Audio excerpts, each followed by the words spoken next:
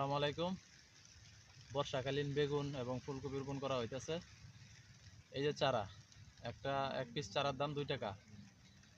এটা শুধু একটা চারা না বা শুধু 2 টাকার একটা মাল না, এটা একটা স্বপ্ন, অনেক বড় একটা স্বপ্ন।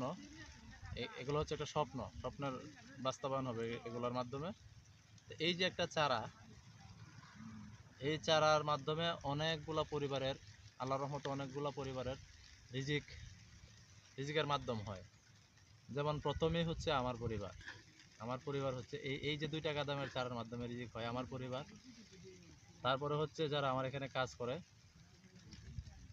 যারা কাজ করে তাদের পরিবারের রিজিক আসে আল্লাহর রহমতে এই 2 টাকার চারার মাধ্যমে। তারপরে হচ্ছে আমি যাদের কাছে বিক্রি করি, অর্থাৎ যারা পাইকারি বিক্রি, খুচরা বিক্রি করে বাজারে, তাদের পরিবারের রিজিকও আসে এই যে 2 টাকার চারার মাধ্যমে। সর্বশেষ যারা ভুক্তা খায়, সরাসরি রিজিকটা তাদের কাছে যায়। তো এটা শুধুমাত্র 2 টাকার চারা হিসেবে বিবেচনা করলে হবে না, এটা অনেক কিছু। এটা একটা স্বপ্ন, এটা একটা বিপ্লব, এটা একটা শিল্প, এটা হচ্ছে একটা বিজ্ঞান, এটা অনেক কিছু।